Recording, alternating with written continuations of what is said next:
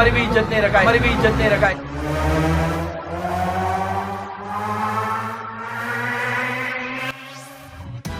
नाला सोपारा पूर्व अचोले प्रभाग अंतर्गत आने वाले डी मार्ट के नजदीक वाल्मीकि हाइट नामक इमारत में स्थित दुकान नंबर 6, 7, 8 और 9 में कुछ महीनों पहले यह बनारसी फैमिली ढाबा बनाया गया था,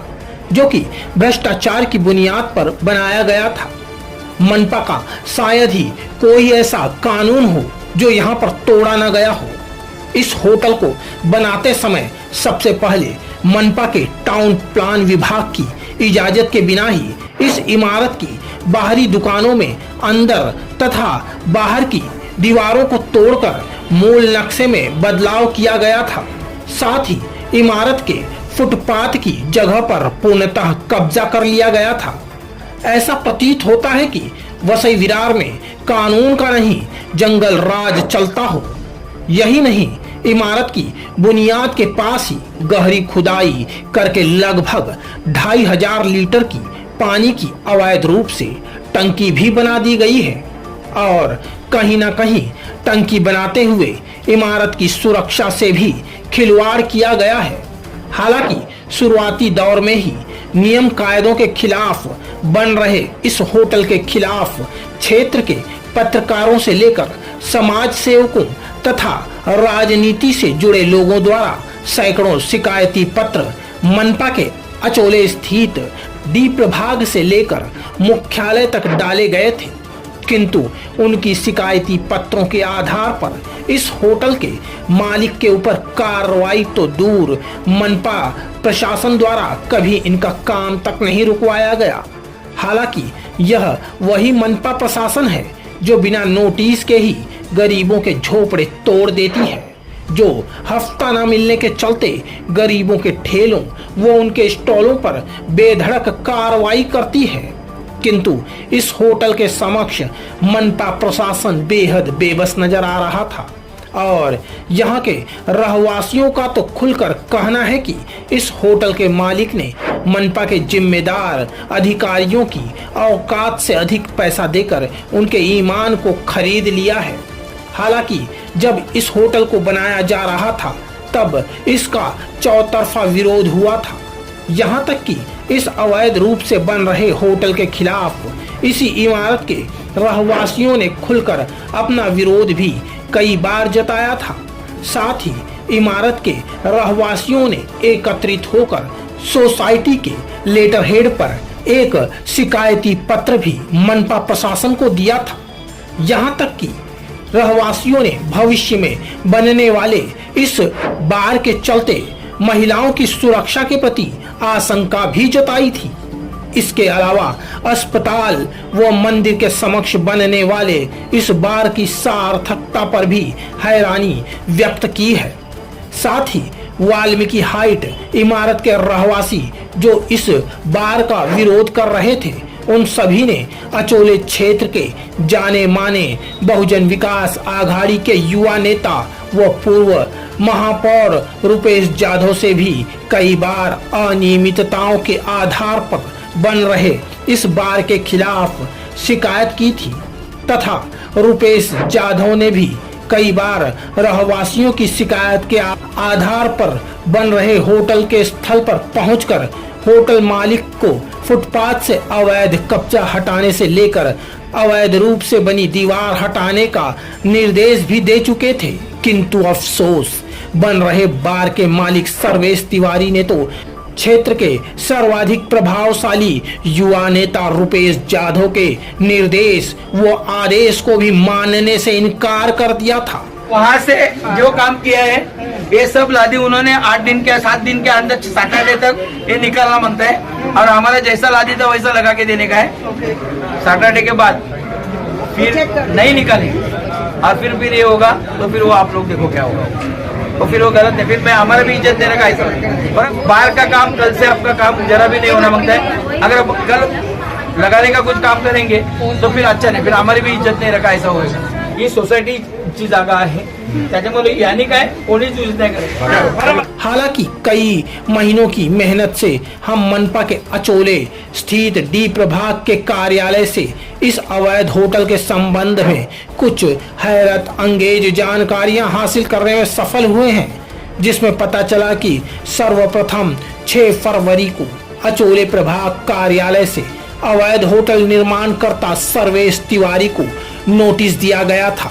संभवतः जिसमें वर्णित था कि इमारत में होटल बनाने के लिए जो तोड़फोड़ की जा रही है उसका आधार क्या है। संबंधित दस्तावेज मनपा कार्यालय में 7 दिनों के अंदर पेश किए जाएं, किंतु तब 7 दिनों के भीतर संबंधित दस्तावेज नहीं पहुंचे थे, बल्कि संभवतः एक बड़ी रकम मनपा के जिम्मेदार अधिकारियों के पास पहुंच गई थी, जिसके बाद मनपा ने उस अवैध रूप से बन रहे होटल का काम रुकवाने की भी कभी कोशिश नहीं की। अगर मनपा प्रशासन चाहता तो उस समय सर्वेश तिवारी के ऊपर MRTP के तहत मामला दर्ज कर सकता था, किंतु ऐसा नहीं किया गया, जिससे बेखौफ होकर सर्वेश तिवारी ने उस इमारत में लगातार अवैध रूप से तोड़फोड़ करते हुए कानून पर कानून तोड़े जा रहा था। किंतु स्थानीय रहवासियों के भारी विरोध के बावजूद भी मनपा ने इस मामले में कोई हस्तक्षेप नहीं किया, बल्कि विरोध के बावजूद भी उस अवैध होटल का काम बेरोक टोक चलता रहा,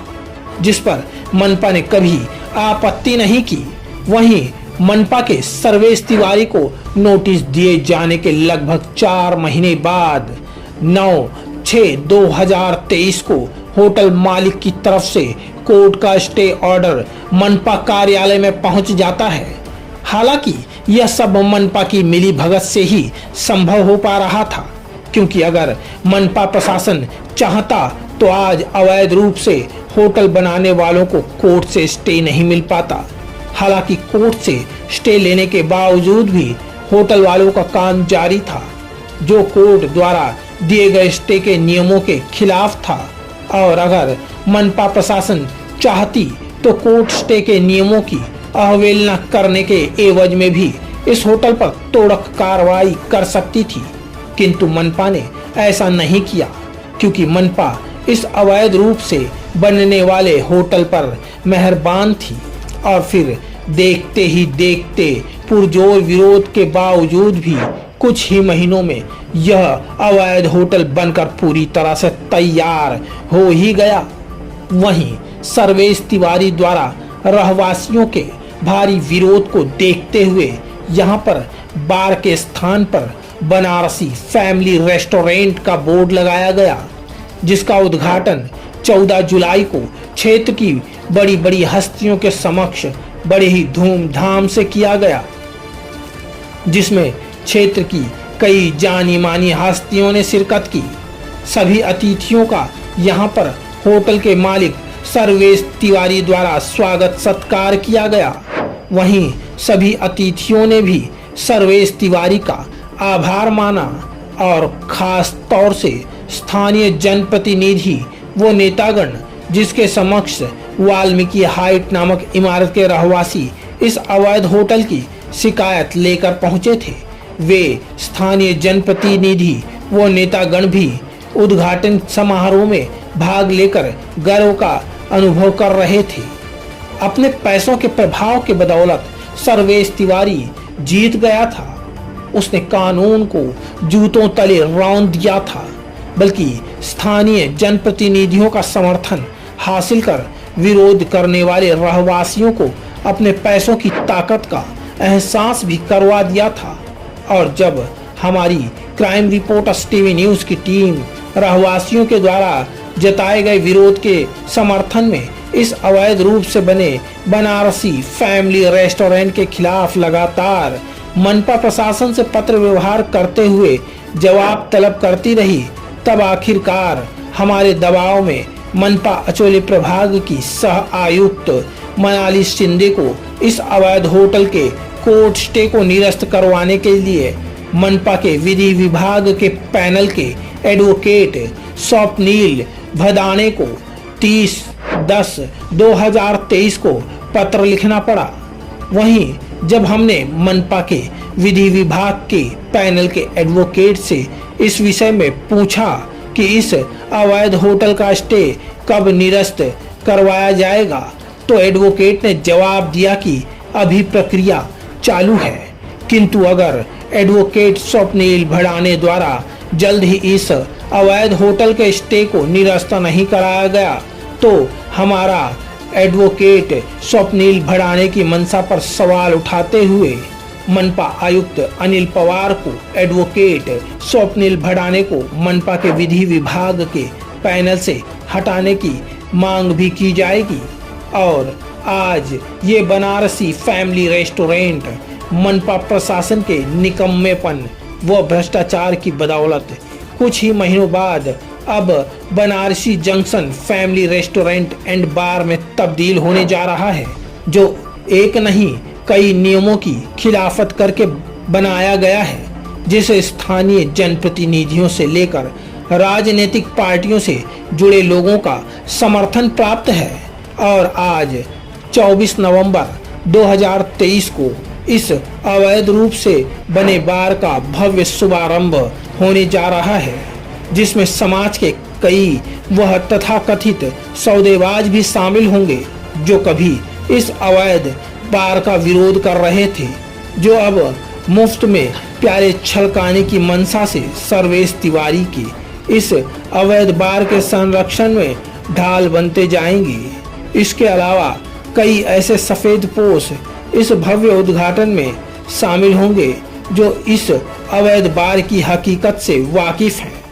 कई वह चेहरे भी आज यहाँ दिखाई देंगे जो आगामी वसई विरार शहर महानगर पालिका के चुनावों में उम्मीदवार के रूप में नजर आ सकते हैं। आज वह चेहरे भी इस बार के उद्घाटन कार्यक्रम में नजर आएंगे जो बेहद खास हैं, जिनसे लोगों को विश्वास है कि आम आदमी के अधिकार की लड़ाई में उनका सहयोग प्राप्त हो सकता है। मतलब नियम कायदों की अवहेलना करते हुए आज पैसों की चकाचौंध के बल पर बनाए गए इस बार के भीतर राजनीति, शिक्षा, व्यापार, वकालत तथा पत्रकारिता से जुड़े लोग शामिल होंगे। साथ ही गुंडे, मवाली लोग भी माहौल में दहशत का तड़का लगाते हुए दिखाई देंगे। मतलब आज हर तबके के लोगों का भारी जमावड़ा आज सर्वेश तिवारी के पैसों व रुतबों के प्रभाव को साबित करेगा, किंतु नियम कानूनों की अवहेलना करते हुए इस बार का विरोध अभी भी जारी है। वाल्मीकि हाइट में रहने वाले स्थानिकों ने तथा महालक्ष्मी सेवा संस्था ने इस बार का शुरुआती दौर से विरोध किया है और हाल ही में विभिन्न कारणों से विरोध करते हुए स्थानीय पुलिस स्टेशन तथा मनपा व जिला कलेक्टर को भी पत्र दिया है तथा संबंधित प्रशासनिक अधिकारियों को चेतावनी दी है कि यदि जल्द ही इस अवैध बार के खिलाफ कार्रवाई नहीं की गई तो प्रशासन के खिलाफ संभवतः सामूहिक आमरण अनशन भी किया जा सकता है। वहीं अब यह देखना होगा कि भ्रष्टाचार की बुनियाद पर बने इस Banarasi junction family restaurant and bar का अंजाम क्या होगा। नाला सोपारा से क्राइम रिपोर्टर्स टीवी न्यूज़ की एक रिपोर्ट।